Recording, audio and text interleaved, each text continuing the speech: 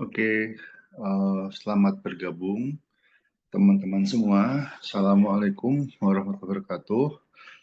Ini adalah rekaman perkuliahan kedua untuk kelas pemasaran digital sebagai pengganti dari perkuliahan ya, karena kita hanya ada 6 minggu dari total 7 minggu yang seharusnya. Jadi terpaksa minggu pertemuan kedua ini kita lakukan secara asinkronus. Jadi setelah ini teman-teman setelah menonton video rekaman perkuliahan ini, teman-teman bisa berpartisipasi dalam sebuah forum dan nanti untuk kehadiran akan dihitung dari partisipasi di forum tersebut.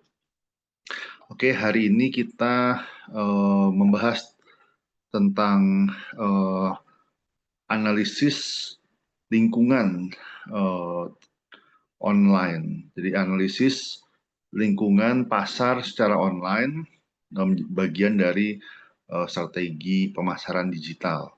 Mungkin sedikit reminder, hari Senin kemarin kita membahas sedikit pendahuluan ya, perkenalan tentang apa itu digital marketing, bagaimana teknologi digital merubah proses pemasaran, bagaimana landscape pemasaran menjadi lebih kompleks dengan adanya teknologi dan media digital. Nah, di sini kita masuk ke langkah selanjutnya. Materi hari ini kita yaitu analisis lingkungan online pemasaran digital terbagi menjadi dua. Ini dari buku Cevi ya, bab 2 dan bab 3 tentang micro environment dan macro environment. Jadi analisis lingkungan online pemasaran digital, baik lingkungan mikro maupun lingkungan makro. Ini sub-sub babnya, nanti akan kita bahas. Mungkin tidak semuanya satu persatu, tapi akan kita bahas overview-nya. Ini overview-nya. Yang ada di tengah adalah customer, jadi karena sama seperti pemasaran pada umumnya, yang berada di pusat adalah customer. Jadi kita dalam mendesain strategi pemasaran, kita harus menempatkan customer di tengah-tengah. Kemudian ada lingkungan mikro yang perlu dipertimbangkan dalam bagaimana kita melayani customer tersebut. Ada supplier, competitors, partners, influencers, dan intermediary. Dan juga ada lingkungan makro yang lebih luas, ada aspek sosial, legal, political, technological, dan tidak ketinggalan environmental. Jadi hari ini kita membahas tentang bagaimana lingkungan mikro dan lingkungan makro itu mempengaruhi dalam pengembangan strategi pemasaran secara online. Ini sedikit mungkin hal yang sama tapi digambarkan dengan cara yang berbeda. Bagaimana organisasi beroperasi. Di sini ada input dari supplier melalui intermediaries masuk ke dalam organisasi, kemudian menghasilkan output. Output itu kemudian didistribusikan melalui intermediaries kepada customer. Jadi ini hal yang sama tapi formulasinya sedikit berbeda. Di sini dari sisi input dan output, organisasi memperoleh input dari supplier, dari lingkungan juga, kemudian menghasilkan output yang kemudian didistribusikan kepada customer. Di sini fokusnya pada organisasi yang memproses input dan output. Dan itu masuk dalam micro environment, sedangkan macro environment-nya ada internasional, ada teknologi, ada sosial, dan juga ada aspek country specific yang berpengaruh terhadap operasional sebuah organisasi. Jadi kurang lebih hal yang sama, tapi di sini fokusnya ada pada peran organisasi, peran perusahaan mentransformasi input menjadi output. Dan di sini dalam ini sebenarnya secara umum, tapi dalam digital marketing proses intermediary ini, proses koneksi antar organisasi, antar supplier dan customer bisa dilakukan dengan mediasi teknologi digital. Dan juga ada competitors. Di sini yang apa namanya competitors ini bisa berupa competitors yang menyediakan barang atau jasa yang sama. Misalnya saya berjualan apa namanya berjualan baju secara online, maka apa seller-seller yang lain yang sama-sama berjualan baju secara online, mereka juga menjadi kompetitor saya begitu ya. Tapi juga ada kompetitor yang merupakan substitute, jadi pengganti atau tidak. Mungkin di sini termasuk di antaranya ya persaingan antara digital dan offline channel juga menjadi competitors eh, apa namanya online offering kita sebaiknya kita kita arahkan untuk bisa mengcapture eh, pelanggan ya dari pesaing kita baik yang online maupun yang offline, tapi tidak mengkanibalisasi offline offering dari perusahaan kita sendiri. Jadi seperti yang saya highlight di pertemuan minggu kemarin, dalam digital marketing kita tidak terlepas dari traditional marketing, tetap tetap kita menjaga keduanya agar terintegrasi, dan strategi digital marketing kita ingin menjaga agar tidak mengkanibalisasi strategi pemasaran offline kita, tapi kita bisa mengcapture customer dari pesaing kita. Nah, pesaing di sini bisa pesaing online, bisa pesaing offline, bisa juga pesaing dari produk substitut dari uh, apa produk yang dihasilkan oleh organisasi kita. Jadi tidak hanya direct competitor, tapi juga indirect competitor. Ini semua menjadi micro environment. Kemudian di sekelilingnya ada macro environment terkait dengan bisnis sosial, politik, teknologi, kemudian apa namanya sosial, politik, teknologi, ekonomi, legal, itu semua faktor yang nggak boleh diabaikan, bagian dari bisnis apa lingkungan bisnis tempat perusahaan kita beroperasi. Nah, kemudian ini masuk yang di mikro ya, mikro environment, dan kita fokus kepada customer. Mungkin sedikit mengulang dari materi hari Senin kemarin, bahwa digital marketing kita ingin mengakomodasi berbagai macam jenis atau berbagai macam pola customer journey. Ini salah satu contoh customer journey, mungkin tidak lengkap ya karena di sini mostly online dan yang offline hanya TV. In reality channel ada banyak dan bisa bervariasi, bisa jadi uh, stimulus dan inspiration discovery-nya bukan dari sosial media, tapi bisa dari televisi, dari billboard, dari word of mouth, apa namanya dari email. Jadi semua ini potensial apa semua channel yang ada di sini menjadi apa alternatif potensial gitu ya. Jadi bisa saja awareness mulai dari TV, bisa jadi mulai dari website dan seterusnya. Kemudian untuk consideration pun juga bisa berbeda-beda.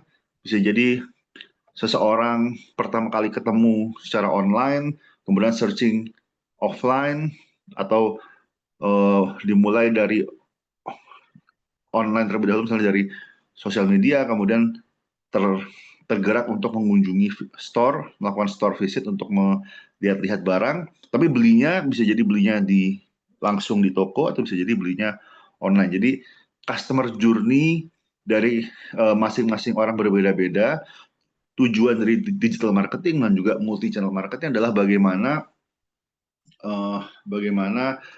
perusahaan mengakomodasi berbagai customer journey yang berbeda ini, agar customer tidak lari atau tidak pindah ke apa namanya ke brand yang lain karena brand kita tidak mengakomodasi customer journey yang diinginkan oleh pelanggan kita.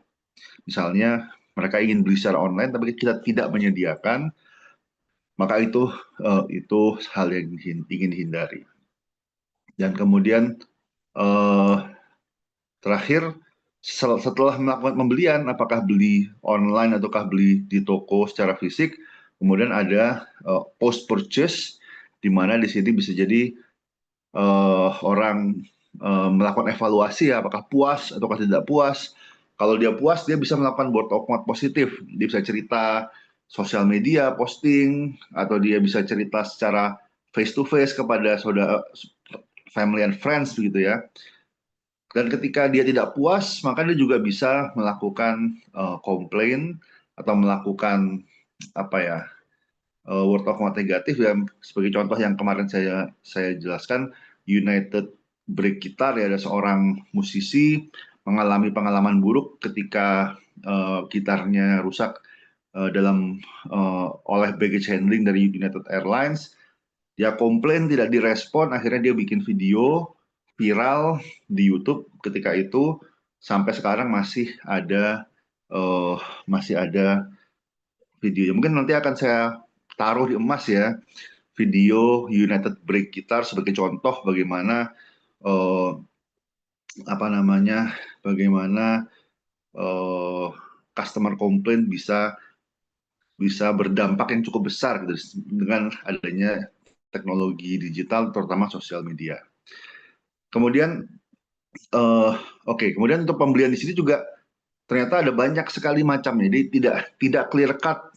Jadi mungkin dahulu orang hanya beli online atau beli offline, tapi sekarang ada banyak model pembelian. Ada orang pesannya online tapi diambil di toko, ada yang seperti itu. Ada COD, dia ada COD.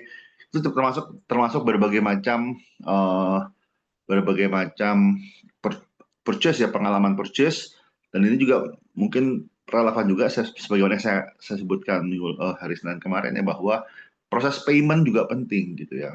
Ketika paymentnya susah, paymentnya tidak menyediakan opsi-opsi yang dibutuhkan oleh customer, itu akan menjadi friction yang kemudian mengganggu. Bayangkan kalau kita sudah di check out, sudah di ujung, ketika mau bayar ternyata tidak ada opsi yang dibutuhkan, akhirnya cancel atau ditunda karena dia beli di tempat lain. Itu termasuk customer journey yang perlu diperhatikan ketika kita mendesain strategi pemasaran digital.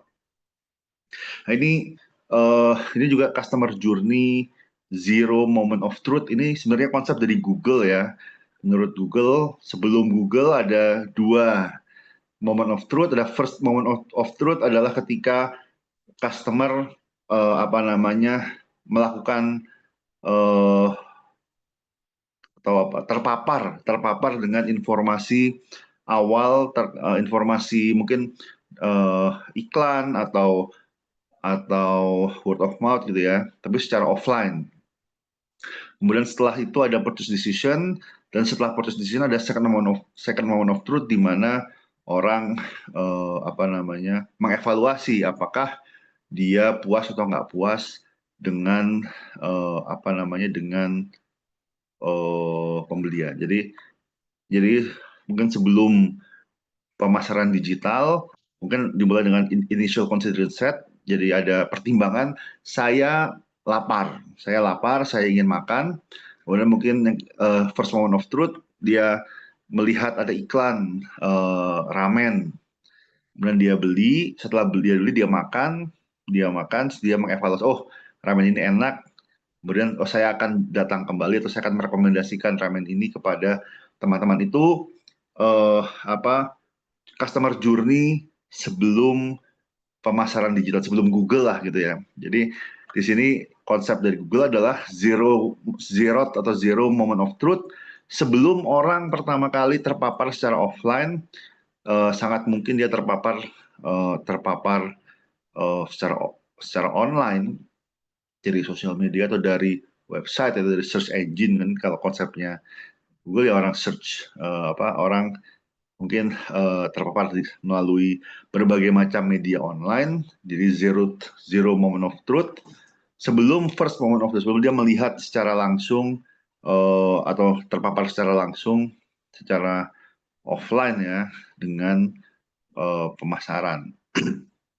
Dan ada Dari McKinsey Company ada loyalty loop, di mana setelah second moment of truth, tadi ada trigger, jadi ada online trigger, ada mungkin semacam online nudging gitu ya, sehingga membuat orang yang sudah pernah membeli, dia bisa mungkin dengan trigger-trigger kayak misalnya notifikasi atau trigger-trigger seperti promo-promo, kemudian dia tertarik untuk membeli kembali, teringat kembali pembeliannya, dia puas dengan pembeliannya, dia kemudian melakukan pembelian kembali.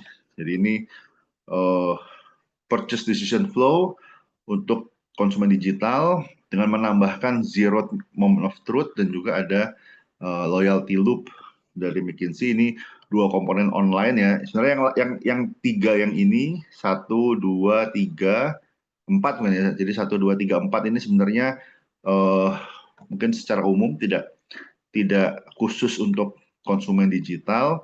Tapi untuk konsumen digital ditambah zero moment of truth di sini, ada terpapar dengan dengan brand ya, terpapar dengan brandnya secara online. Kemudian ini initial exposure, paparan pertama. Kemudian setelah menggunakan, dia bisa tertrigger kembali agar melakukan pembelian kembali. Ini konsep decision flow dari saya lupa siapa. Ini dari Google kalau nggak salah yang mencetuskan zero moment of truth ini. Kemudian juga ada ini peta atau roadmap online marketplace, di mana yang pertama adalah kita menyadari bahwa pasar online itu ada banyak segmen. Tidak semua konsumen itu adalah segmen online marketing. Jadi setiap segmen konsumen punya kebutuhan yang spesifik. Ada yang bisa dilayani dengan digital marketing, ada yang nggak bisa. Sini ada customer segment, misalnya existing customer atau new atau potential customer. Ada web savvy, ada non web savvy. Kalau non web savvy jelas dia bukan pangsa pasar utama karena dia mungkin tidak terbiasa melakukan pembelian, berinteraksi secara online, misalnya older demographics. Kemudian juga ada segmentasi demografi, apakah usia, apakah penghasilan, sosial ekonomi status, kemudian pendidikan, itu semua demografi yang mempengaruhi perilaku. Ada life cycle segmentation. Life cycle di sini apakah produknya produk baru, apakah dia masih tahapan growth, tahapan mature atau decline, itu ini life cycle di sini bisa beberapa definisi, bisa product life cycle, bisa juga customer life cycle. Jadi customer juga ada life cycle, apakah dia masih misalnya single, kemudian dia menikah dengan anak, mungkin terakhir empty nester ya, dimana itu life cycle, dimana pasangan menikah tapi anaknya sudah besar sudah tinggal sendiri, itu juga termasuk lifestyle segmentation. Kemudian juga ada psikografis, jadi secara psikologi mungkin dari kepribadian, dari risk tolerance, dari berbagai macam, dari values, personality dan seterusnya, bisa digunakan untuk melakukan segmentasi, targeting, positioning. Jadi customer segment ini sangat penting bagi pemasaran karena kita menyadari bahwa masing-masing orang, masing-masing segmen punya kebutuhan berbeda-beda dan kita punya resources yang terbatas untuk melayani kebutuhan tersebut. Kita tidak mungkin atau sangat susah bagi kita untuk menyenangkan semua orang. Resources terbatas, kita hanya bisa menyenangkan sebagian customer yang merupakan target market kita, sehingga kita harus melakukan segmentasi, targeting, kita pilih segmen yang profitable, yang noteworthy, yang worth it bagi kita untuk dilayani. Kemudian kita melakukan positioning, kita posisikan offering kita, produk, barang dan jasa, atau mungkin ide yang ingin kita pasarkan, kemudian kita fokus kepada segmen tersebut. Kemudian ada intermediaries di sini, terutama untuk search intermediaries. Ini ada search engine, ada vertical search engine, ada specialist directory. Ini sebenarnya cukup outdated ya. Mungkin sekarang kebanyakan search engine semua sudah dikuasai oleh Google ya. Hanya sedikit search engine, sangat sedikit pesaingnya ya. Mungkin lebih ke browser sih. Sekarang search engine-nya sih sebetulnya tergantung dengan browser ya. Mungkin Apple punya Safari, kemudian sebenarnya Microsoft ada Microsoft Edge, dia menggunakan Bing.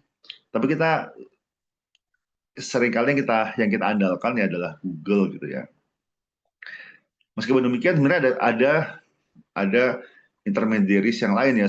Tadi interaksi orang searching itu in the future, atau paling ya mungkin saat ini pun sudah banyak orang terbiasa dengan voice. Jadi misalnya anak saya aja kadang-kadang sudah bisa pencet tombol speaker kemudian searching dengan pertanyaan ya. Misalnya bilang Google apa itu, atau bahkan untuk voice interaction kita bisa nyambung dengan AI ya. Google kasih lelucon dong, atau Google putarkan lagu, dan Google akan mencari lagu atau lelucon. Dan nggak hanya Google, tapi juga tidak hanya Google, tapi juga beberapa kayak Facebook. Setahu saya Facebook, bukan Facebook, Apple ya, kemudian Google, Samsung punya Bixby, tapi saya nggak tahu apakah banyak yang pakai gitu ya. Tapi intinya selain search engine yang banyak kita mengetik, sekarang yang lebih mungkin in the future yang cukup dominan adalah orang menggunakan handphone atau menggunakan voice activated search atau request. Tapi di sini ada intermediaries. Ini Yahoo sudah nggak ada. Ada juga agregator atau jadi misalnya untuk kita ingin mencari penerbangan, jadi kita bisa ada beberapa website agregator yang mencari yang merangkum informasi terkait dengan tiket airline atau tiket yang lain. Kemudian ada intermediaries and media site. Ini yang berbagai portal, mainstream media, sosial media. Oh, ini agregator ada di sini. Jadi agregator sama spesialis directory itu berbeda. Kalau directory itu sifatnya pasif. Jadi hanya daftar kayak semacamnya daftar mungkin perusahaan-perusahaan yang bayar kemudian agar bisnisnya terdaftar di sebuah directory tersebut. Kalau agregator dia lebih aktif, lebih proaktif mengumpulkan informasi dari supplier gitu ya, dari penyedia barang atau jasa, dan dia mendapatkan ya komisi dari pembelian tersebut. Kalau spesialis directory ini orang yang ingin terdaftar di situ dia harus bayar agar misalnya directory pengacara perceraian gitu, misalnya direktori pengacara waris di Indonesia. Nah, itu ya kalau misalnya ada seorang pengacara ingin namanya terdaftar di situ, dia mungkin bayar kemudian namanya masuk di situ. Kalau orang search, dia bisa diarahkan ke spesialis direktori tersebut. Kemudian ada small affiliate atau blog, tapi blog di sini sebenarnya blog sudah nggak terlalu apa ya, dominan ya, hanya nggak banyak, sudah banyak ditinggalkan. Sekarang orang lebih banyak, kalaupun ngeblog mungkin menggunakan sosial media untuk blogging dibandingkan actual blog begitu ya. Kemudian yang ujungnya adalah destination site. Jadi memang website-website yang menjadi sasaran, menjadi tujuan orang. Jadi yang ingin ditemukan oleh customer. Tapi untuk mencapai destination site ini sangat jarang bisa langsung ke company saya, kecuali memang sudah tahu, sudah book, mungkin sudah ada sudah bookmark gitu ya.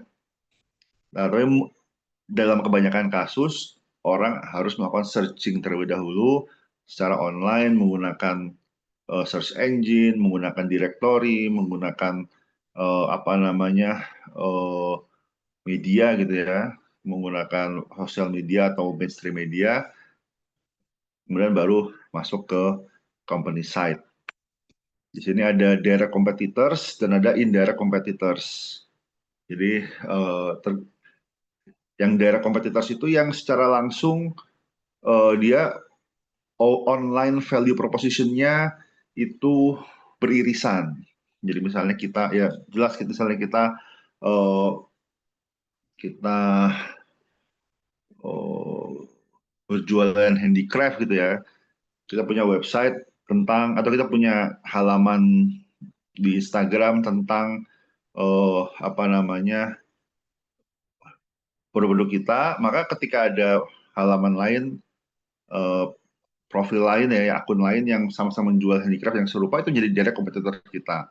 Tapi juga ada indirect competitors yang dia sebetulnya OVP-nya tidak overlap secara langsung.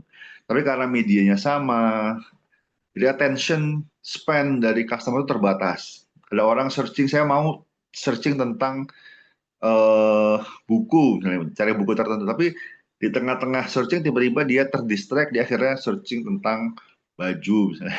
Jadi itu termasuk indirect competitors. Meskipun OVP-nya tidak overlap, tapi tadi selama selama mungkin medianya sama, channel intermediarinya sama, bisa jadi apa namanya attention dari customer itu terdistract kepada website dari indirect competitors kita. Jadi ini yang perlu di Oke. Jadi analisis lingkungan online pemasaran digital kita mulai dari yang mikro terlebih dahulu. Jadi sudah dipaparkan ya ada customer dan customer ini ada di pusat, ada di tengah-tengah dari proses pemasaran. Apakah itu pemasaran digital? Nah, apakah itu pemasaran digital maupun pemasaran konvensional, di tengah-tengahnya adalah customer, kemudian ada supplier, supplier ini yang memberikan apa namanya input ya bagi perusahaan. Kita kebanyakan perusahaan tidak bisa berdiri sendiri, membutuhkan input dari luar, dari supplier, dan kadang-kadang input ini tidak di sourcing secara langsung, tapi membutuhkan intermediary. Jadi perantara, baik perantara antara perusahaan dengan supplier maupun perantara antara perusahaan dengan customer. Jadi sebagian perusahaan berusaha untuk melakukan direct marketing atau direct sourcing ya untuk mendapatkan input dan mendeliver output. Tapi intermediary ini meskipun dia menambah cost, tapi dia seringkali juga memberikan value. Kalau misalnya lebih besar value dibandingkan cost-nya, jelas lebih baik kita menggunakan intermediary. Dan jangan sampai antar intermediary ada kompetisi. Kita ingin apa namanya ya sebenarnya kompetisi juga bisa bagus ya. Kita kita butuh kompetisi untuk men-encourage efisiensi. Tapi kalau terlalu kompetitif atau terlalu keras kompetisinya juga bisa menghasilkan konflik yang di situ bisa eh, apa bisa backfire ya, bisa bisa bukannya menambah efisiensi tapi malah bisa eh, mengkanibalisasi gitu ya. Jadi di sini ketika kita menggunakan multiple intermediary atau menggunakan multiple supply chain, kita harus memastikan tidak ada konflik antar channel intermediary tersebut. Kemudian juga ada partner.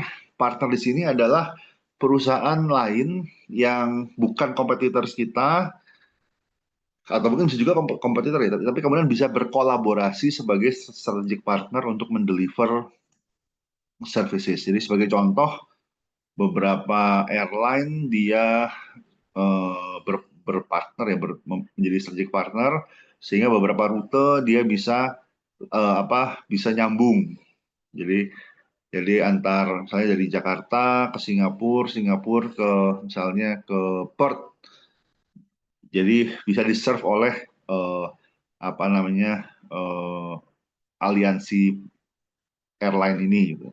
Kurang lebih sama dalam pemasaran digital juga beberapa perusahaan bermitra, apakah itu media partners ataukah itu apakah itu delivery atau mitra dalam hal delivery ya, misalnya apa ya, mungkin beberapa perusahaan logistik bermitra dengan platform eh, marketplace ya, online marketplace, sehingga ketika menggunakan eh,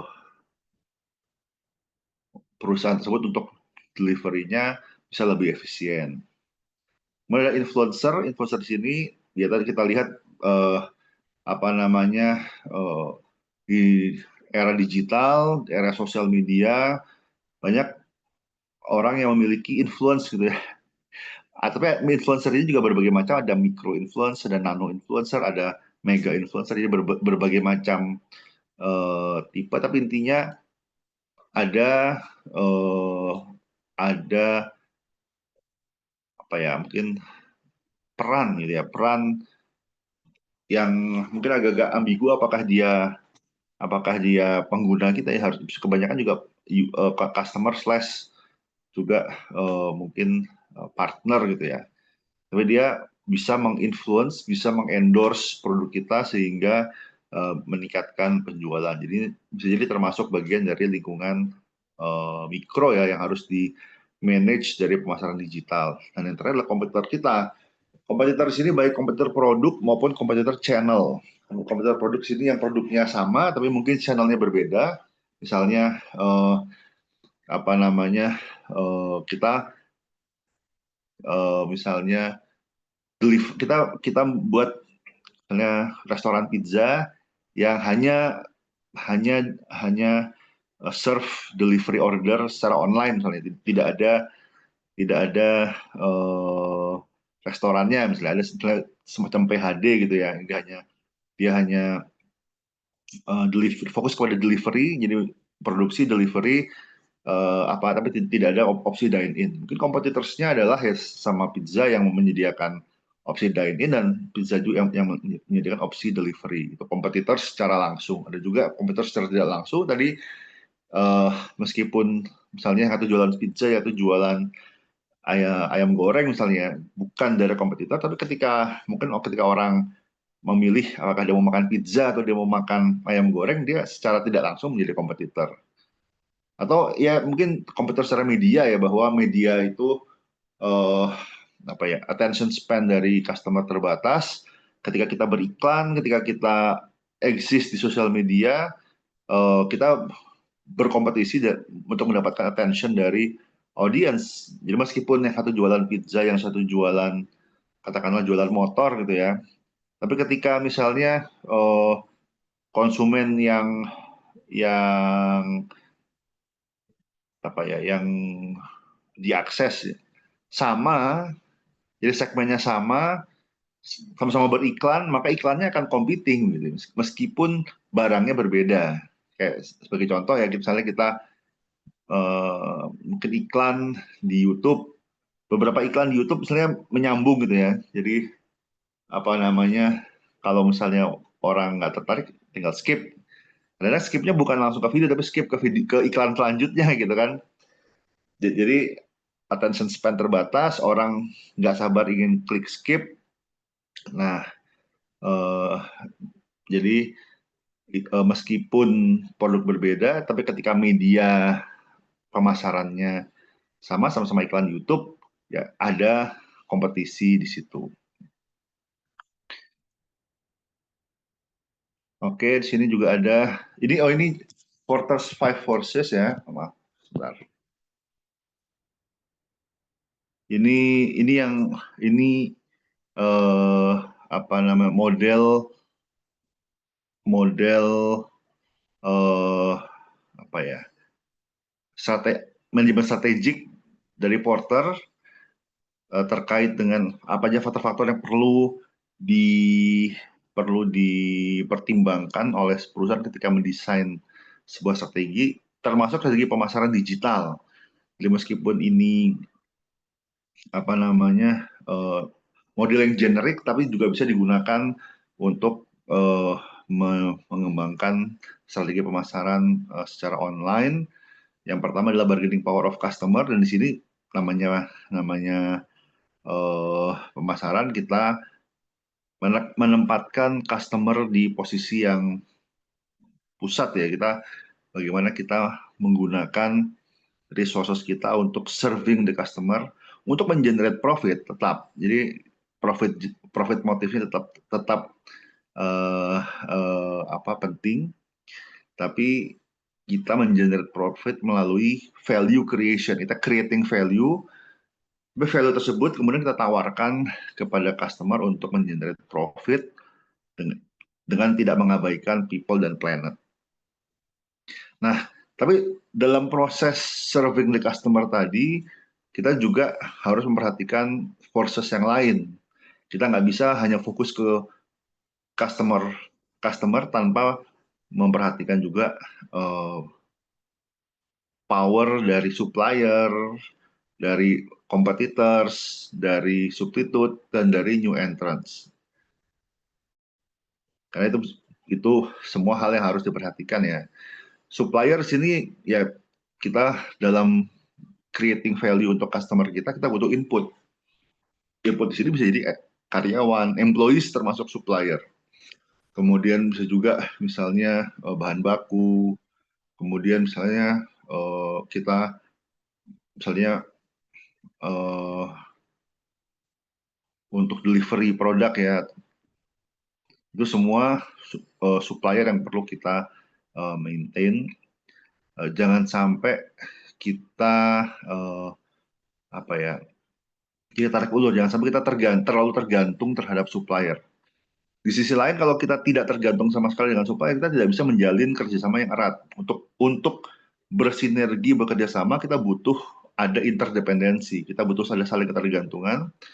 Jadi, tapi ini itu termasuk termasuk hal yang tricky dari mengelola supplier ya. Kita menjaga agar ada ketergantungan yang cukup dengan supplier kita, agar ada insentif untuk membangun kontrak jangka panjang, tapi kita juga punya backup plan gitu ya. Jangan sampai ketika salah satu supplier kita one prestasi atau gagal mendeliver services yang diharapkan, kita nggak punya cadangan. Itu juga harus sesuatu yang harus dihindari. Jadi kita memaintain level interdependensi kita untuk membangun hubungan, membangun membangun kontrak jangka panjang ya, komitmen dua belah pihak. Ada butuh trust di situ, tapi kita juga mempersiapkan ya skenario bagaimana kalau terjadi failure dari supplier kita. Kemudian juga ada trade of substitute, dan ini kita harus selalu berinovasi ya, bahwa produk kita tidak selamanya laku gitu. Jadi kita harus siap berinovasi. Jangan sampai ketika ada produk substitut kita nggak siap, akhirnya produk kita menjadi obsolete. Dan kita harus selalu memonitor ya. Dan banyak perusahaan yang gagal beradaptasi terhadap substitut ini. Sebagai contoh, yang juga agak lama sih contohnya ya, tapi ketika ketika awal-awal industri handphone ya, bukan smartphone, handphone, saya ingat dulu device yang dipakai adalah pager. Ini sebelum orang menggunakan handphone, yang banyak dipakai adalah pager. Dan ketika itu Motorola kalau salah itu, mereka invest gila-gilaan, invest besar-besaran dalam infrastruktur pager. Tapi dengan handphone, dengan teknologi SMS ketika itu ya, pager menjadi obsolete. Orang nggak ada, hanya sedikit. Sekarang hampir tidak ada orang yang menggunakan pager, hanya orang-orang tertentu mungkin di profesi kesehatan ya, mungkin dokter-dokter masih beberapa yang menggunakan pager karena ketika operasi nggak bisa, saya nggak tahu apa alasannya, tapi setahu saya yang masih menggunakan pager adalah kebanyakan dokter atau tenaga kesehatan. Nah, itu karena, dan Motorola rugi besar karena tidak bisa melihat subtitut, tidak bisa melihat ancaman subtitut dari teknologi handphone. Itu 20 tahun yang lalu. Sekarang teknologi udah jauh lebih pesat. Sekarang threat of substitute sangat besar, terutama dengan AI. Jangan sampai software atau aplikasi atau services yang kita provide ternyata tersubstitut oleh artificial intelligence. Ini perusahaan sebagian sudah sangat aware dan sudah mempersiapkan ya. Ini jangan salah, bisa jadi beberapa layanan kayak mungkin legal services atau bahkan mungkin accounting services bisa jadi digantikan sebagian ya. Kayak kalau seluruhnya kayaknya susah, tapi mungkin bisa jadi sebagian misalnya tax reporting dan seterusnya mungkin bisa disupport, dibantu atau dibantu lah ya dengan AI sehingga lebih sederhana dan nggak butuh manpower yang terlalu besar begitu, sehingga ya mungkin ada efisiensi di situ ya. Di sisi lain ada mungkin rekrutmen juga akan berkurang karena nggak butuh profesi nggak butuh SDM sebanyak dulu karena sebagian sudah bisa dibantu dengan AI. Dan juga ada rivalry between competitors, between existing competitors. Ini ya kalau kompetisi pastilah ya. Jadi pemasaran itu lahir dari kompetisi. Tanpa kompetisi sebetulnya nggak banyak, nggak terlalu. Jadi kebutuhan pemasaran itu berbanding lurus dengan kompetisi. Semakin besar kompetisi, maka semakin besar kebutuhan pemasaran, termasuk pemasaran digital. Jadi di sini kalau perusahaan monopoli ya mungkin nggak terlalu butuh pemasaran ya, karena hanya satu provider, hanya satu penjual dan pembelinya banyak gitu. Ketika banyak penjual, banyak pembeli, nah di situ perlu pemasaran. Kemudian ada threat of new entrants, jadi pemain baru di pasar di era disrupsi ini ya banyak sekali pemain baru yang muncul, mudah dan cukup mudah karena mungkin karena dibantu teknologi digital juga, sehingga ini harus diperhatikan agar jangan sampai perusahaan tidak siap ketika ada pemain baru, terutama yang lebih agile ya. Dan ini sebenarnya salah satu keunggulan dari pemasaran digital, memungkinkan ekspansi pasar. Jadi di sini posisinya adalah ketika existing bisnis itu mungkin tidak siap, dia menggunakan teknologi atau menggunakan bisnis proses yang tradisional, kemudian masuk pemain baru dengan teknologi digital, dengan bisnis model yang digital native, lebih efisien, lebih fleksibel. Nah, pemain lama akan kalah. Gitu. Jadi di sini salah satu motivasi, salah satu insentif transformasi digital adalah threat of new digital entrants. Jadi ancaman pemain baru yang menggunakan teknologi digital sehingga pemain lama yang tradisional, yang konvensional tidak menggunakan teknologi digital terpaksa berubah, atau kalau enggak mereka tidak survive. Ini banyak kasus, banyak industri, misalnya industri entertainment gitu ya. Industri entertainment misalnya mungkin rental DVD gitu ya. Rental DVD. Ketika itu Netflix itu awalnya sebenarnya dari kompetitor dari Blockbuster ya, sama-sama rental film, rental DVD. Tapi kemudian Netflix switching ke full online, full digital. Dan sekarang Blockbuster sudah antara sudah tutup atau sudah hampir tutup ya, jadi sudah sangat tertinggal dibandingkan Netflix. Oke, yang berikutnya, nah ini overview ini sampai tahun 2001 ya, jadi udah 20 tahun yang lalu. Ini statistiknya agak-agak bukan agak ya, sangat outdated, tapi intinya adalah saya sudah sempat menjelaskan kemarin ya, kalau salah 3 miliar orang populasi dengan internet akses gitu ya. Jadi ini masih 12%. Ini masih dalam bentuk persen. Sekarang udah jauh lebih besar, nggak hanya 12 dengan teknologi apa dengan mobile devices ya. Sekarang mungkin lebih mendekati ke angka mungkin 50% lebih gitu ya.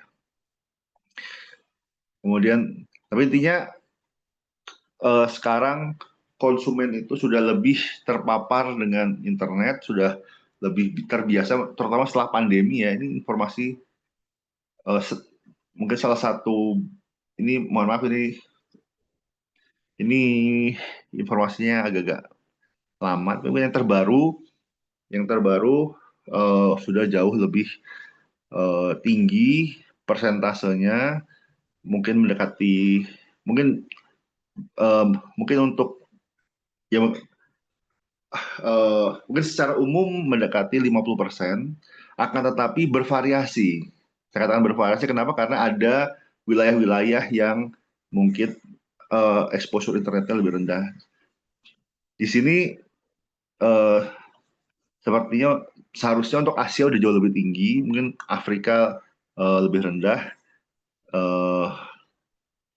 Tapi ini persentase yang lama ya. Mungkin saya carikan, mungkin nanti akan saya update apa data yang lebih baru. Tapi intinya adalah terdapat variasi akses internet. Jadi tidak semua wilayah, ya bahkan dalam satu negara pun juga bervariasi. Di Pulau Jawa pun misalnya di Indonesia secara keseluruhan infrastruktur internet lebih banyak di Indonesia bagian barat, terutama mengumpul di Pulau Jawa.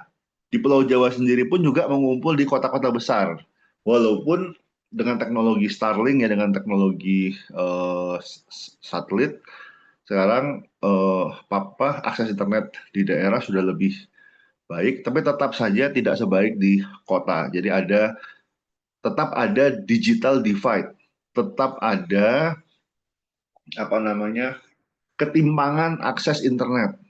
Ada daerah-daerah yang memiliki akses lebih baik dibandingkan daerah yang lain. Ini menjadi peluang sekaligus menjadi tantangan bagi pemasaran digital. Kenapa? Karena kalau kita hanya fokus ke pemasaran digital, ya kita akan terpusat di wilayah-wilayah, di konsumen-konsumen yang memiliki akses internet. Sedangkan untuk konsumen yang tidak punya akses internet, kita tidak bisa mengakses. Di sini kita perlu balance antara digital dan traditional marketing.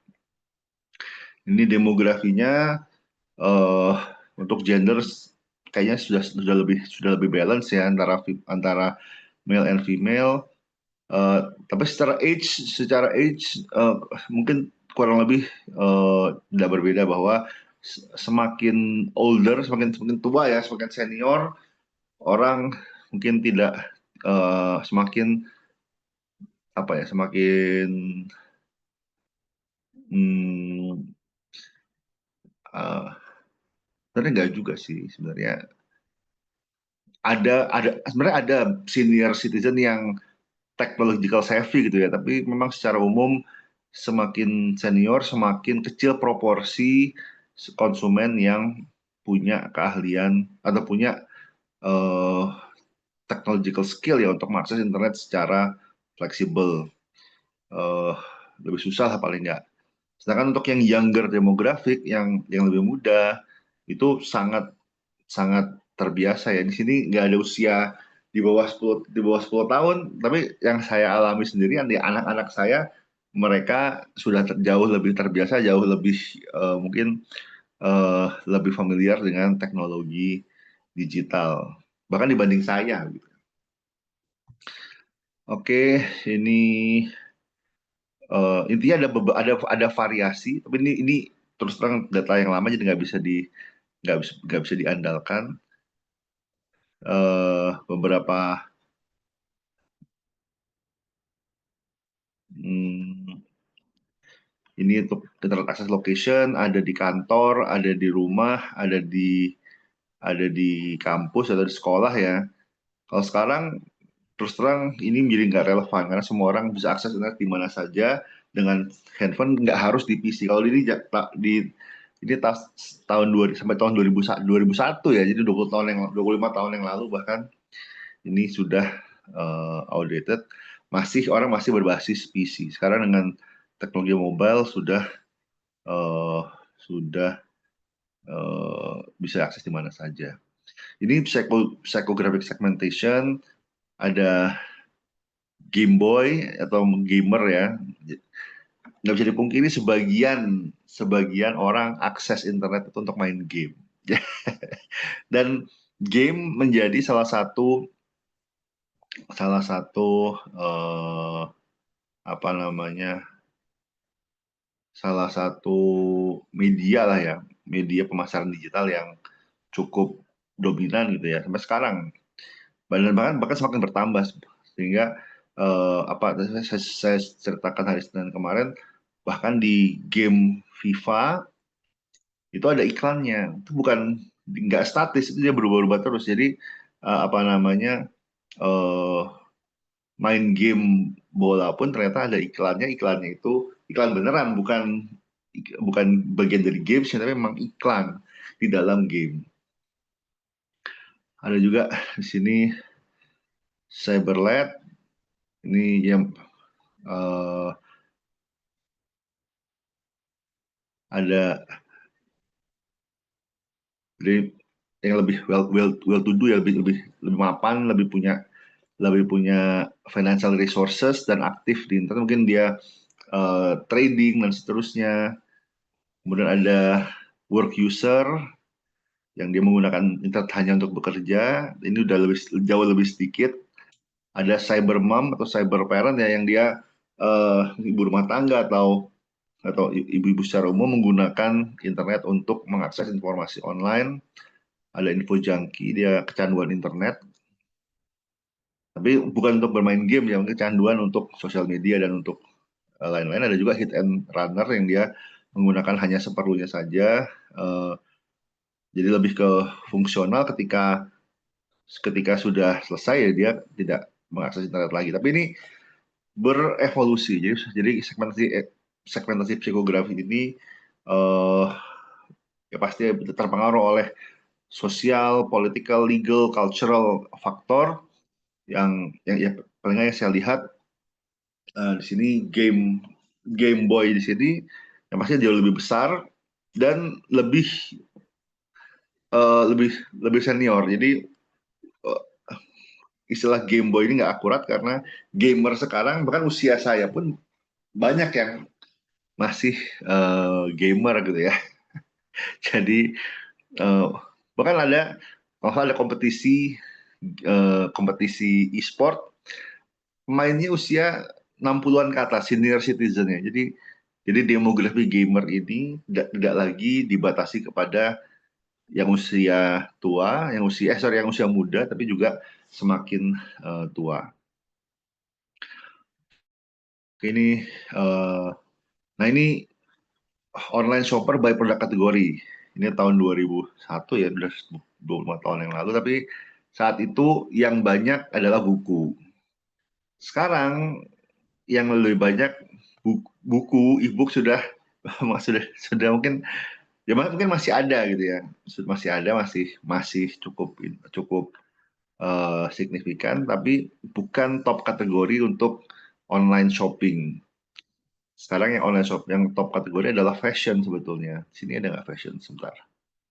Fashion. Malah nggak ada fashion sini.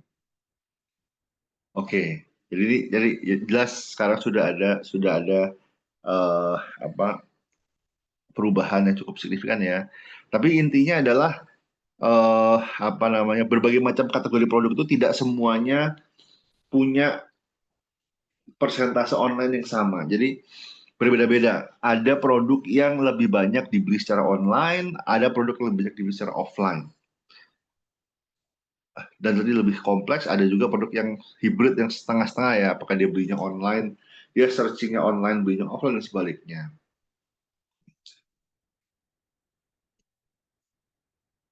Persentase bisnis dengan internet akses ini di Eropa ya. Hmm, ini saya skip aja. Oke, yang tadi mohon maaf datanya sudah outdated, jadi nggak terlalu bermanfaat. Tapi mungkin kita fokus ini tentang customer ya, tentang customer. Untuk proses digital marketing itu kita ingin melakukan konversi, kita ingin melakukan funneling gitu ya. Bagaimana dari seluruh internet universe, jadi semua pengguna internet di seluruh dunia, kita pilih target audience. Jadi target audience yang kita ingin mereka aware. Kita ingin mereka aware dengan brand kita. Dan sini ada awareness efisiensi, persentase orang-orang yang aware dibagi dengan orang-orang secara umum. Jadi katakanlah, tadi saya katakan pengguna internet di dunia ini 3 miliar. Dari 3 miliar tersebut, berapa yang aware dengan brand kita? Ya mungkin katakanlah kita brand lokal, nggak banyak kan, hanya 100.000, 200.000 ya. Itu awareness efisiensi kita. Jadi untuk resource ya, untuk organisasi atau perusahaan dengan resource terbatas ya wajar kalau awareness efisiensinya rendah. Tapi di sini setelah kita punya target audience, orang-orang yang sudah aware dengan brand kita, maka di sini baru kita uh, fokuskan effort untuk mendapatkan attraction. Bagaimana orang-orang yang aware dia mau mengunjungi website kita. Dan ini ada unique visitors, ada repeat visitor. Unique visitor itu yang pertama kali, jadi dihitung setiap orang baru yang berkunjung, dan ini tercatat dari IP. Meskipun sekarang dengan teknologi, mungkin dengan VPN atau dengan apa namanya, permission ya, uh, dengan apa, beberapa beberapa jadi sekarang bukan beberapa ya, semua semua website kita harus meminta izin. Apakah mau, apakah boleh kita, apakah visitor tersebut bersedia menerima cookie. Jadi kita tahu dia unique visitor atau repeat visitor dari cookie. Kalau dia tidak bersedia memberi informasi, kita nggak tahu apakah dia unik atau repeat. Ini biasanya yang itu dikeluarkan atau dikeluarkan dari perhitungan, karena nggak bisa diketahui apakah dia berkunjung pertama atau berkunjung ke yang sekian kali. Tapi dari yang unique visitor tadi kita ingin ada rasio apa namanya, dari yang aware berapa yang unik, itu attraction efisiensi. Kemudian dari yang unik berapa yang aktif. Aktif di sini dia misalnya berinteraksi atau dia apa namanya, eh, daftar ke sebuah, ya tadi intinya menggunakan konten kita ya, maksud juga mungkin repeat repeat visit. Dia nggak cuma mengakses landing page-nya, tapi juga mengakses apa, halaman-halaman apa apa, eh, halaman-halaman lain di bawahnya, apa, di bawah landing page-nya. Kemudian dari situ ada key outcomes. Key outcomes ini bisa banyak, tidak hanya pembelian. Memang yang paling yang kita harapkan adalah pembelian ya, tapi selain pembelian juga mereka bisa mendownload sebuah PDF misalnya, bisa juga key outcomes-nya mereka mendaftar ke newsletter atau mereka mendaftar ke sebuah uh, apa ke sebuah direktori atau mereka memasukkan sebuah informasi yang kita butuhkan. Jadi semua key outcome ini bervariasi, tidak hanya penjualan. Kita bisa menghitung rasionya. Dan kita bisa menghitung rasio antara yang unik dengan yang repeat. Itu bisa kita hitung, semua ini menjadi matriks yang kita pertimbangkan untuk menilai keberhasilan pemasaran digital kita.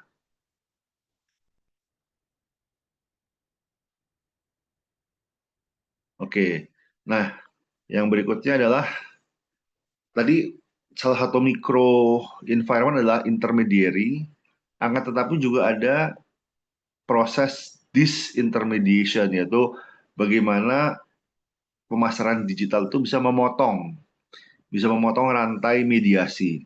Jadi mungkin sebelumnya ini yang rantai tanpa pemasaran digital, dari produsen menjual ke grosir, dari grosir ke retailer, dari retailer baru ke konsumen. Dengan pemasaran digital mungkin bisa dipotong, jadi bisa dipotong wholesalernya langsung ke retailer.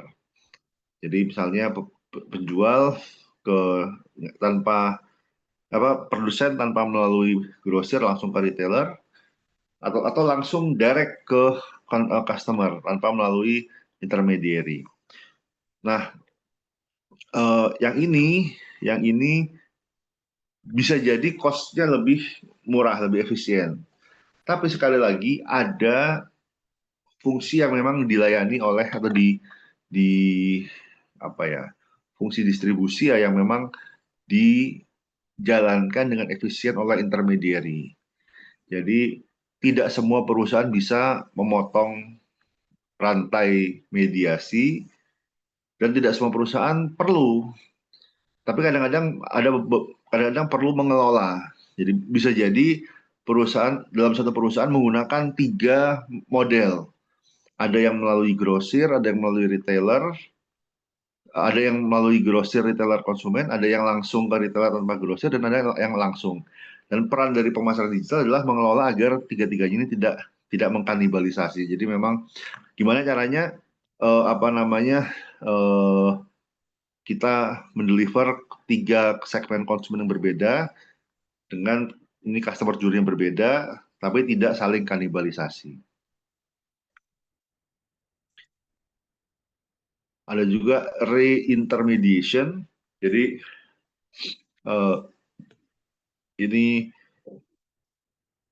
apa ya? Ini apa namanya? Sebenarnya ini introduction dari kebanyakan platform ya. Kayak misalnya sebagai contoh nih, Gojek. Gojek itu adalah bentuk intermediary, multi-sided market yang menjembatani antara pembeli, orang penumpang ya yang butuh jasa Gojek, dan supplier atau driver Gojek. Katakanlah di sini ada 5 driver Gojek, ada 1 penumpang. Sebelum ada Gojek, pembeli ya dia harus cari sendiri gitu ya. Dia harus cari sendiri, mungkin dia punya langganan, mungkin dia mungkin turun dari stasiun kereta, di situ sudah ada Gojek yang menunggu, bukan ojek, ada ojek yang menunggu di depan stasiun. Ini semua adalah supplier dan buyer bisa memilih. Tapi dengan aplikasi Gojek atau Grab atau yang lain gitu ya, aplikasi transportasi online, dia menjadi pasar, jadi menjadi intermediary yang menjembatani. Ketika orang menggunakan aplikasi, dia pesan ke sini, kemudian dari intermediary ini, kemudian dia pilih, entah bagaimana cara milihnya, intinya disuplai mungkin yang terdekat, mungkin yang paling bagus ratingnya, mungkin saya nggak tahu dasarnya, tapi dipilih, dipertemukan, jadi intermediary, jadi online intermediary. Ini proses reintermediation proses. Dan sebenarnya banyak juga model-model bisnis yang seperti ini ya. Bagaimana pemasaran digital itu bisa menjadi intermediary. Jadi pemasaran digital bisa memotong rantai media, memotong rantai perantara, sehingga perusahaan bisa langsung menjual ke konsumen tanpa perantara. Tapi juga bisa menjadi perantara sehingga pembeli lebih mudah mengakses eh, barang, gitu ya. Lebih mudah mengakses eh, barang atau jasa yang dibutuhkan. Ini contoh, ini ada beberapa media intermediary, ada banyak, tapi ini data yang lama, jadi mungkin nggak perlu, tidak update, saya skip aja. Nah, sekarang kita masuk ke analisis lingkungan makro. Jadi tadi mikro, ada yang untuk yang mikro ada supplier, ada customer, ada competitors, ada substitute, ada partner, ada apa lagi tadi ya? Ada influencer. Nah, secara makro di sini kita ada legal, eh, tentang hukum ya, tentang regulasi yang mengatur pemasaran digital. Sebagai contoh yang paling relevan adalah Undang-Undang Perlindungan Data Pribadi yang betulnya menginduk atau bukan menginduk ya, membenchmark ke GDPR di Eropa. Jadi untuk regulasi terkait perlindungan data itu yang pertama kali mempionirkan itu di Eropa dengan GDPR yang sangat ketat ya, cukup ketat, dan mempengaruhi semua IT companies yang beroperasi di Eropa. Dan kemudian tidak hanya di Eropa, diadopsi oleh banyak negara. Jadi di Indonesia, di Australia, di Amerika pun juga, mungkin di Amerika kayaknya enggak, tapi intinya eh, elemen-elemen dari GDPR itu kemudian diadopsi di negara-negara yang lain. Terkait hak konsumen, kebijakan iklan online, ini semua penting untuk menghindari sanksi. Jangan sampai perusahaan kita terkena penalti gara-gara melanggar Undang-Undang Perlindungan Data Pribadi.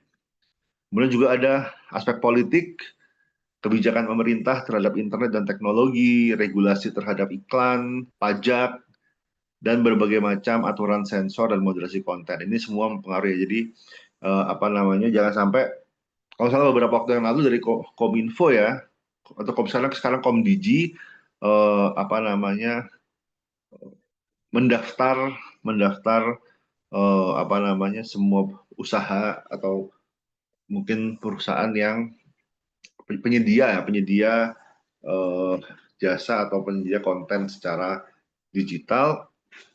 Di situ diantaranya agar bisa eh, apa dikendalikan, agar bisa bisa lebih mudah diberikan regulasi. Itu tuh termasuk political aspek, dan ya kita harus aware dengan aspek legal dan politikal tersebut agar jangan sampai perusahaan kita kemudian terkena kasus gitu ya. Kemudian juga ada aspek sosial. Sosial di sini termasuk perubahan perilaku konsumen. Tadi saya katakan mungkin tentang gamer. Gamer sekarang bukan anak-anak lagi. Gamer sekarang kebanyakan sudah berusia 30, 40 masih aktif bermain game. Walaupun anak-anak di bawah 17 tahun juga banyak yang main game ya. Jadi, tapi dibandingkan katakanlah 25 tahun yang lalu, mungkin kebanyakan gamer usianya masih di bawah 20 tahun, di bawah 15 tahun. Sekarang sudah ya sebenarnya orang yang sama. 25 tahun yang lalu dia usia 15 tahun, sekarang sudah usia eh, 40 tahun, sehingga apa namanya, eh, itu bagian dari perubahan sosial.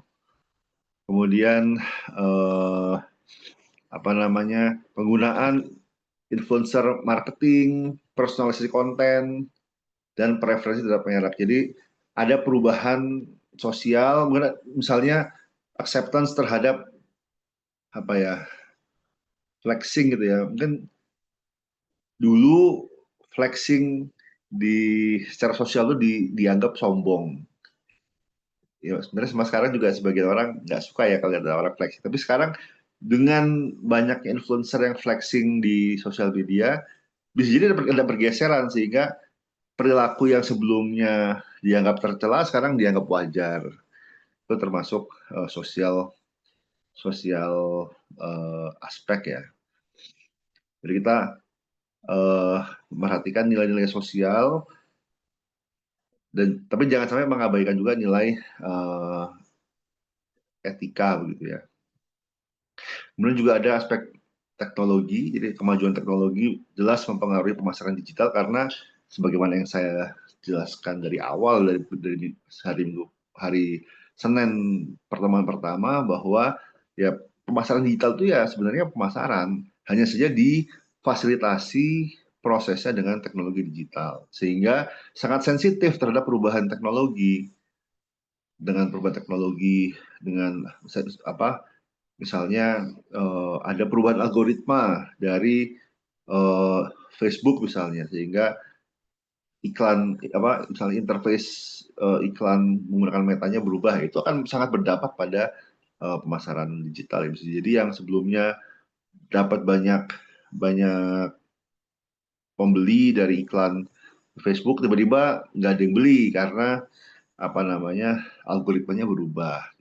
Belum dengan kemajuan AI, big data, otomatisasi dan analitik prediktif, itu semua membuat apa namanya perusahaan harus lebih lebih apa namanya lebih hati-hati harus harus lebih adaptif dalam menyusun strategi pemasaran digital karena bisa jadi ibaratnya gini, perusahaan yang punya informasi dia akan menang.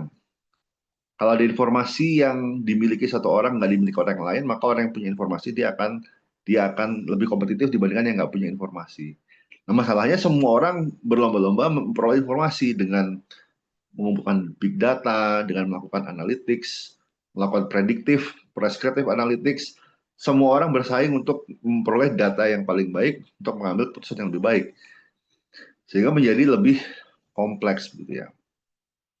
Sehingga apa namanya ketika ada yang bisa berinovasi menggunakan teknologi yang lebih powerful, maka dia akan mendapatkan advantage meskipun advantage-nya mungkin nggak bertahan lama karena ketika sebuah teknologi itu berdampak signifikan maka mudah atau ya mungkin sekarang ya cukup cukup mudah untuk ada apa copycat-nya ya. Sebagai contoh yang baru-baru itu ya DeepSeek. DeepSeek dari China hanya dengan 5 juta dolar bisa mengembangkan AI yang katanya comparable dengan ChatGPT yang menghabiskan miliaran dolar. Itu termasuk kompleksitas teknologi yang perlu dipertimbangkan dalam pemasaran digital. Kita udah invest spend jutaan rupiah mungkin atau mungkin ratusan juta rupiah mengembangkan teknologi pemasaran digital, tapi ternyata pesaing kita bisa dengan mudah mengcopy, dengan mudah apa namanya mengembangkan teknologi serupa dengan biaya lebih lebih murah. Nah, itu akan berdampak pada pemasaran kita. Dan terakhir adalah lingkungan ya, bahwa ya apa namanya isu lingkungan itu penting meskipun pemasaran digital itu di atas kertas mungkin tidak eh, tidak menghasilkan polusi yang besar gitu ya. Tapi jangan salah, tetap membutuhkan energi gitu ya. Jangan sampai pemasaran digital kita kemudian membuat orang menghabiskan atau membuang-buang energi, dan energi itu membutuhkan mungkin fossil fuel sehingga ada emisi karbon.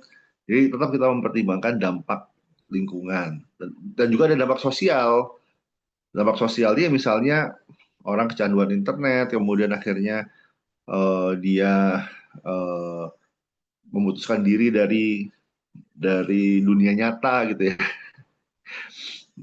Jadi ada kasus-kasus di mana ada mungkin overuse ya atau misuse of digital technology sehingga orang akhirnya melakukan hal-hal yang tidak sehat ya, perilaku-perilaku yang tidak sehat. Nah, itu harus dihindarkan, jangan sampai pemasaran digital kita berdampak negatif bagi lingkungan dan juga bagi apa namanya masyarakat.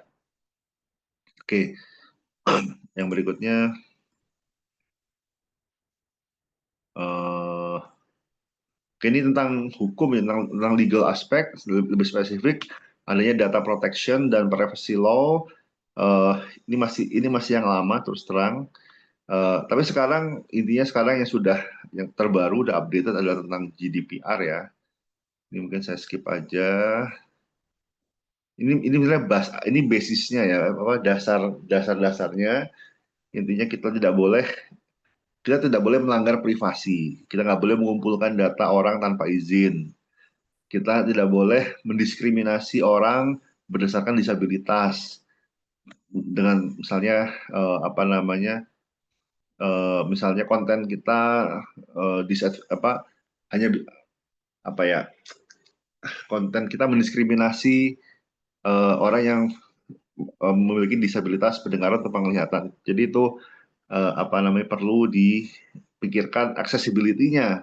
Jangan sampai kita melupakan ya, secara etika dan juga secara business sense. Kita ingin eh, konten kita ingin bisa diakses semua orang, termasuk orang dengan disabilitas gitu ya. Kemudian ada brand and trademark protection tentang copyright ya, intellectual properties, ada contract law, ada advertising law. Ini semua hukum yang sudah ada. Eh, Juga ada beberapa tipe informasi yang boleh dikumpulkan. Bukan boleh ya, yang harus diperhatikan ya. Kalau ada contact information, ini kita harus ini menggunakan online form atau menggunakan cookies. Ini kita harus ada consent-nya, harus dengan izin. Tentang profile information, profile personal information. Jadi begini, eh, ketika seseorang menginput informasi untuk satu hal, belum tentu hal tersebut bisa digunakan untuk yang lain.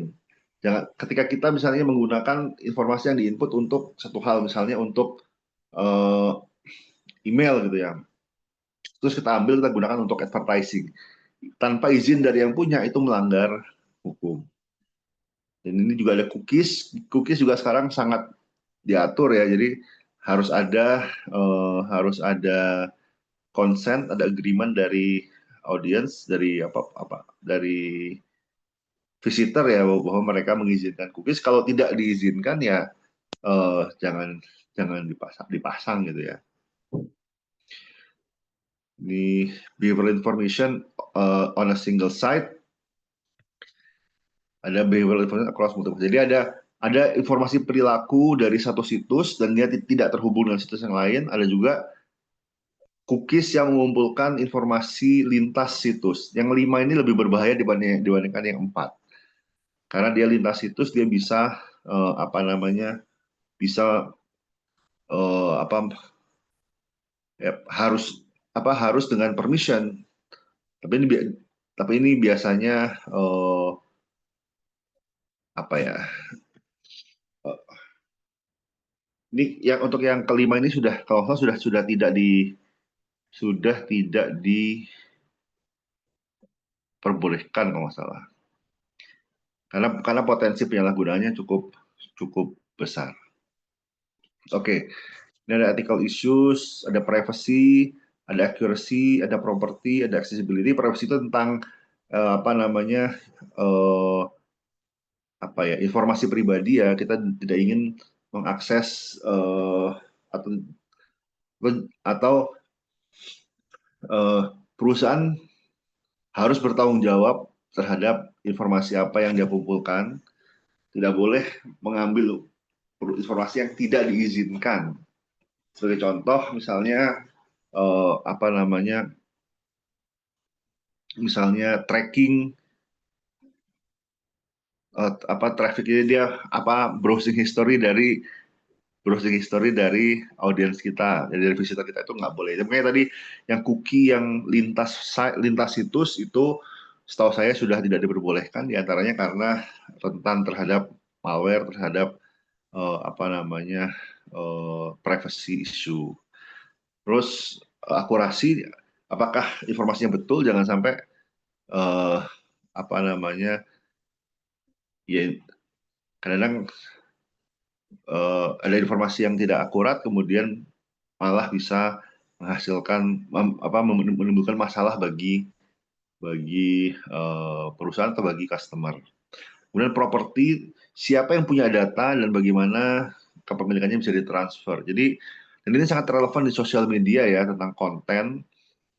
Misalnya kita posting konten, siapa yang punya konten tersebut, apakah platform ataukah yang posting, dan bagaimana izinnya ya, bagaimana proses perizinannya. Makanya saya ketika S3, saya satu penelitian saya mulai web scraping. Saya scrape data sosial media, terus saya olah datanya. Hal tersebut sekarang udah nggak bisa lagi. Kenapa? Karena sekarang sudah ada GDPR, sudah ada perlindungan data pribadi, sehingga kalau saya melakukan hal tersebut, saya melanggar hukum karena saya mengakses informasi tanpa izin dari yang punya, baik yang punya platform maupun yang punya akun. Jadi di sini uh, harus ada izin. Terus ada accessibility. Di sini dari siapa yang bisa mengakses dan apa penggunaannya gitu kan. Misalnya begini, misalnya saya posting di Facebook. Saya posting di Facebook itu ada opsi kadang-kadang saya buat jadi dari public, bisa saya ubah jadi hanya teman langsung saja atau hanya temannya teman. Jadi kalau bukan teman saya atau bukan temannya teman saya nggak bisa akses. Nah, kalau ada yang akses sebagai teman saya, maka sebenarnya dia nggak boleh kemudian dia share, dia screenshot, terus dia share secara publik karena informasi tersebut saya set sebagai tidak publik. Jadi di sini apa namanya, ada aturan, mungkin juga ada etika juga ya, ada etika ber apa bersosial media, etika ber apa ya berinteraksi secara online, tadi terkait konten ya. Intinya screenshot WhatsApp sebagai contoh ya, WhatsApp itu termasuk nggak sopan gitu ya. Jadi kalau misalnya kita screenshot WhatsApp, apalagi WhatsApp pribadi ya, terus kita sebar ke WhatsApp grup misalnya ya. Di situ ada namanya, ada mungkin omongan yang kita anggap pribadi kemudian disebar ke umum, itu bukan melanggar ya, tapi nggak etis gitu. Jadi tidak sopan, sehingga ya biasa. Ini mungkin teman-teman berhati-hati gitu, jangan sampai melakukan hal yang melanggar etika. Nah, ini tentang GDPR secara khusus, dan ini yang materi yang lebih baru ya. Jadi di Indonesia sudah ada UU Perlindungan Data Pribadi. Ini merupakan mungkin follow up ya dari GDPR, General Data Protection Regulation di Uni Eropa. Jadi awalnya di Uni Eropa terlebih dahulu yang memberlakukan GDPR, dan dirasa efektif ya, sehingga diadopsi di banyak negara termasuk di Indonesia. Mengatur bagaimana data pribadi dikumpulkan, diproses dan digunakan, dan di sini pemasar digital kita ini ketika melakukan pemasaran digital harus memastikan kepatuhan terhadap aturan ini. Karena ada sanksinya, ada sanksi hukum. Kalau kita melanggar Undang-Undang Perlindungan Data Pribadi, sanksinya secara finansial cukup signifikan gitu ya. Di antara yang harus diperhatikan adalah adanya user consent. Kita harus mendapatkan persetujuan eksplisit dari pengguna sebelum mengumpulkan dan menggunakan data pribadi, termasuk cookie, email, marketing, dan iklan berbasis perilaku. Jadi cookie tracking, email marketing, iklan berbasis perilaku, ini aplikasi penggunaan data pribadi yang paling banyak digunakan. Ini harus menggunakan user consent, harus ada persetujuan. Tapi kadang-kadang ada sedikit permainan ya. User consent ini dikasih wall of text, dikasih teks yang sangat banyak, dan tidak ada opsi untuk ngeklik tidak kadang-kadang. Jadi dipaksa kalau kita ngeklik tidak, maka kita nggak bisa mengakses konten, itu nggak boleh juga. Jadi kita harus tetap memberikan apa ya, memperbolehkan pengguna mengakses konten kita meskipun mereka tidak mengizinkan penggunaan pengumpulan data ya dari sisi cookie. Kemudian transparansi dan hak konsumen, bisnis harus memberikan informasi yang jelas tentang bagaimana data pelanggan yang telah dikumpulkan akan digunakan. Dan memberikan hak untuk pengguna untuk mengakses, mengubah, dan menghapus data mereka. Jadi hak untuk dilupakan. Jadi kalau kita ingin menghapus data pribadi kita di platform, itu harus disediakan pilihannya. Kita ingin menghapus semua perilaku kita di Twitter, kita bisa minta Twitter atau X ya sekarang untuk menghapus. Tapi ya realistisnya sesuatu yang sudah ada di internet itu sangat susah dihapus. Jadi ini hanya hak untuk menghapus data itu ya dengan harapan belum di copy ya, belum disimpan. Tapi kalau sudah di screenshot, sudah disimpan, yaitu dan kadang-kadang juga ada wayback mesin bisa di track kembali. Tapi ya paling enggak ada kesempatan lah untuk menghapus data.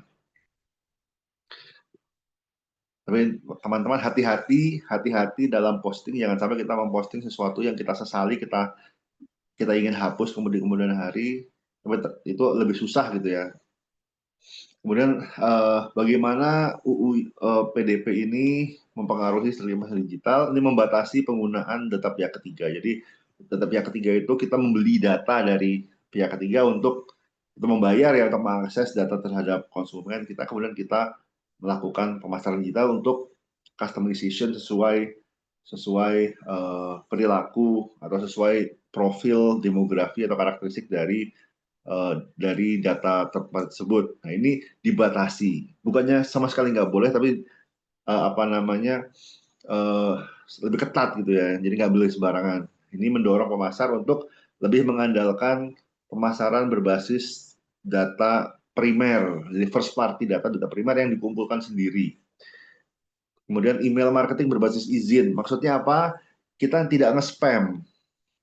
Kalau pengguna data pihak ketiga, kita spamming, misalnya kita beli alamat email dari pihak ketiga, kemudian kita kirim email kita nge-spam berdasarkan email tersebut, itu udah nggak boleh. Jadi daripada seperti itu, lebih efisien dan lebih etis juga kita menggunakan email marketing berbasis izin, yaitu kita minta audiens kita registrasi newsletter. Kalau mereka tertarik, mereka register, mereka sign in, kemudian kita bisa kirim konten yang relevan dan tidak spamming. Dan pendekatan berbasis konten yang tidak terlalu bergantung pada pelacakan data. Jadi jadi tidak terlalu bergantung. Bukan berarti tidak boleh, karena banyak sekali pemasaran digital itu membutuhkan lokasi ya, location based atau tracking. Tapi kita jangan terlalu bergantung. Misalnya apa ya? Misalnya, jadi saya ingat dulu kalau saya lewat Margonda, terutama di dekat-dekat mall atau Plaza Depok gitu ya, saya dapat SMS Dunkin Donat promosi. Itu termasuk location base ya, pelacakan data. Jadi menggunakan ya mungkin dengan SIM card dilacak, oh ini dia melintasi lokasi-lokasi Dunkin Donuts, kemudian dikirim SMS promo. Tapi itu mungkin sekarang sudah nggak boleh gitu ya, karena itu termasuk mungkin pelanggaran dari perlindungan data pribadi. Keamanan dan manajemen data, jadi bisnis bertanggung jawab untuk menerapkan langkah-langkah keamanan. Jadi bukannya nggak boleh, tapi masih boleh mengumpulkan data, tapi harus dengan izin. Dan kalau sudah diizinkan, maka harus dijaga dengan hati-hati. Jangan sampai bocor, jangan sampai data yang sudah diizinkan itu disalahgunakan. Kalau ada kebocoran atau penyalahgunaan, maka perusahaan bertanggung jawab secara finansial. Jadi ada sanksinya gitu ya. Maaf. Jadi berdampak negatif pada reputasi perusahaan. Oke, ini uh, information flow. Ini konsumen kita peroleh datanya, kemudian kita simpan, tapi kemudian didiseminasikan atau digunakan. Ini juga ada controller yang bertanggung jawab terhadap data yang dikumpulkan, terus kemudian bisa kita modifikasi atau kita hapus jika sudah nggak dibutuhkan lagi. Ini information flow-nya, dan kita harus comply dengan peraturan perlindungan data pribadi. Intinya adalah yang pertama, kalau bisa nggak usah ngumpulin data pribadi. Kalau bisa, kalau dan kalau kita memang butuh, memang harus mengumpulkan data pribadi untuk mengoptimalkan pemasaran digital kita, maka harus dijaga. Harus dijaga, jangan sampai bocor, jangan sampai disalahgunakan. Dan kalau sudah nggak dipakai, maka dihapus. Jadi kalau sebaiknya tidak menyimpan jangka panjang. Meskipun walaupun mungkin sebetulnya kita butuh gitu ya, kita semakin banyak data, semakin uh, lama, semakin panjang periodenya, maka semakin akurat prediksinya. Tapi apa namanya itu menjadi menjadi liabilities gitu, menjadi resiko karena kalau misalnya data tersebut bocor, maka eh, perusahaan akan terkena sanksi, baik sanksi sosial maupun sanksi legal. Ini terkait information exchange, ini saya skip aja. Ini tentang enkripsi ya. Yang kurang lebih masih enkripsi membantu, tapi tidak menjamin. Jadi dengan enkripsi HTTPS ya kita bisa menjaga komunikasinya tidak diintercept. Tapi kalau misalnya apa namanya, kalau misalnya sudah ada malware, sudah ada apa program yang hostile apakah di komputer kita atau di server, ya percuma. Jadi tetap, bahkan beberapa kasus ya ada ransomware yang menggunakan apa namanya fitur enkripsi. Jadi enkripsi ini kemudian digunakan untuk mengunci pemilik data yang sesungguhnya dari komputer sehingga nggak bisa diakses. Bahkan karena menggunakan Amazon Web Service encryption, eh, kemudian key-nya dihack atau dibajak atau entah bagaimana menggunakan phishing, akhirnya apa namanya nggak bisa. Jadi harus bayar untuk bisa mengakses dan nggak bisa dipecahkan karena itu bukan dihack sebenarnya, tapi memang sudah menggunakan enkripsi dari eh, Amazon Web Service ya untuk mengunci pemilik data sesungguhnya gitu. Itu eh, tadi, jadi enkripsi itu membantu tapi tidak menjamin. Ini saya skip aja. Nah, ini juga ini secara apa ya, mungkin secara culture ya atau secara sosial ya, secara sosial apa namanya, ini tentang adopsi inovasi. Jadi untuk setiap inovasi itu jarang sekali langsung diadopsi oleh mayoritas. Ini teori yang sangat basic dan sangat digunakan di pemasaran digital, bahwa setiap inovasi itu pasti apa pengadopsi awalnya sangat kecil ya, innovators, jadi hanya 2,5%, minoritas yang mulai inovasi. Tapi ketika kita sudah ada 2,5% atau innovators ini, kemudian apa namanya kita memperoleh apa namanya opinion leaders atau influencers, ini masih minoritas, sekitar 13,5% ya, total 16%. Tapi dari opinion leaders, dari influencer ini kemudian bisa memperoleh atau early adopters ya. Jadi ini ada beberapa nama, kadang-kadang opinion leaders, kadang-kadang influencers, kadang-kadang early adopters. Kemudian dari innovators dan early adopters itu kemudian masuk ke late majority, early majority dulu, kemudian baru late majority, dan terakhir yang laggards, conservative adopters. Ini punya karakteristik, innovators dia mudah mengadopsi inovasi baru, tapi dia juga mudah switching, jadi dia bukan loyalis. Innovators umumnya tidak loyal. Ketika ada yang lebih baru lagi, dia bisa switching. Jadi kalau mengandalkan innovator saja atau opinion leader saja, perusahaan ya nggak akan survive.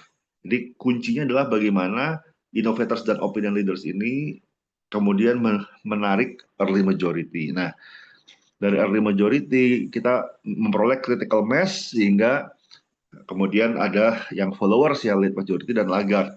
Laggard dia yang terakhir-terakhir mengadopsi. Jadi dia persentasenya mungkin nggak banyak, tapi dia konservatif adopters. Artinya kalau produk kita sudah diadopsi oleh laggards, kita sudah menjadi mainstream gitu ya. Dan laggards ini yang paling loyal sebetulnya. Di antara 5 kelompok ini yang paling loyal adalah laggards. Yang ini yang paling tidak loyal, ini yang paling loyal. Jadi apa namanya itu, goals kita adalah kita start dari innovators, kita kemudian expand ke early adopters dan early majority untuk memperoleh critical mass. Setelah kita mencapai critical mass, baru lebih mudah bagi kita untuk merekrut atau menarik late majority dan laggards. Ini juga ada hype, jadi dan ini sangat relevan di pemasaran digital ya, dengan berbagai teknologi, termasuk AI. Saya menduga AI ini ada di tahapan hype ya, mungkin ada di sini kali ya. Mungkin dengan DeepSeek dia sudah mulai antara masih pokoknya sudah mulai ada mungkin ada imitasinya gitu ya. Udah mungkin akan lebih lebih murah, mungkin agak turun sedikit, tapi kemudian akan ada stable state gitu ya.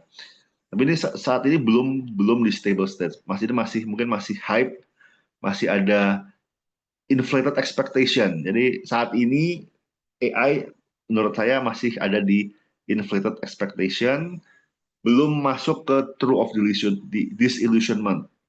Tapi mungkin ada di sini gitu ya, menuju true of disillusionment, baru setelahnya kita bisa masuk ke slope of enlightenment dan plateau of productivity, kondisinya stabil gitu ya. Dan ini intinya banyak teknologi yang melalui hype cycle ini. Ini tahun 2005 ya, udah 20 tahun yang lalu, tapi masih relevan menurut saya. Masih relevan karena banyak sekali teknologi begitu. Misalnya NFT, kripto, apalagi apa namanya, AI. Itu banyak teknologi yang dikenalkan, tidak semuanya survive, tapi kebanyakan mereka melalui hype. Mungkin saat ini beberapa masih ada di tahapan true disillusionment, tidak semuanya bisa sampai ke enlightenment dan productivity. Sebagian ada yang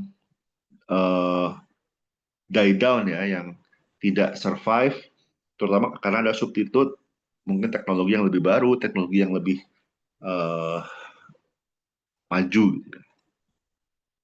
Ini ada beberapa alternative response.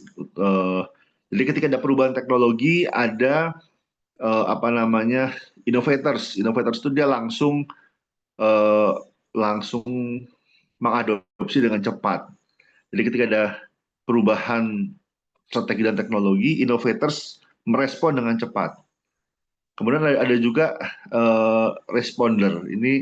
Responder ini dia di tengah-tengah ya, mungkin termasuk early dan late majority, dan juga ada laggard yang dia di belakang gitu ya. Jadi, dan teknologi ini tidak smooth. Perubahan teknologi ini tidak smooth, dia berjenjang ya, bertingkat-tingkat. Jadi dia dalam tahap in small stages. Jadi mungkin teknologi misalnya internet yang mungkin first G, second G, third G sampai 5G dan seterusnya. Nggak sekaligus, tapi mungkin bertahap, incremental. Tapi inovators dia dengan cepat mengadopsi, Kalau dia responder, dia mengikuti, kurang lebih mengikuti tren dari perubahan teknologi. Kalau laggards, dia di belakang. Dia memang tidak mengadopsi sampai benar-benar semua orang mengadopsi, maka dia baru eh, terpaksa mengadopsi. Tapi dia jadi lebih loyal, dia lebih susah beralih ketika dia sudah mengadopsi sebuah teknologi, maka dia bertahan lama sampai memang sangat butuh, sangat perlu untuk berpindah. Oke, mungkin itu berbagai macam apa namanya, berbagai macam eh, lingkungan ya, baik lingkungan mikro maupun lingkungan makro yang dua-duanya mempengaruhi strategi pemasaran digital.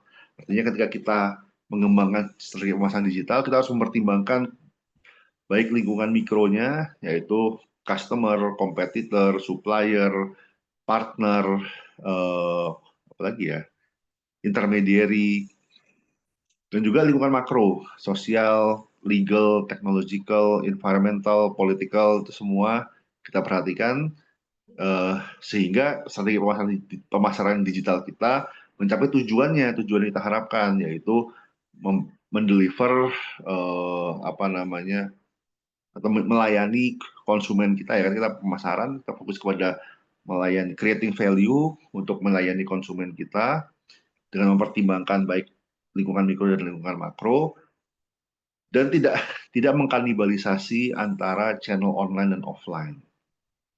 Mungkin itu dari saya. Terima kasih banyak. Assalamualaikum warahmatullahi wabarakatuh.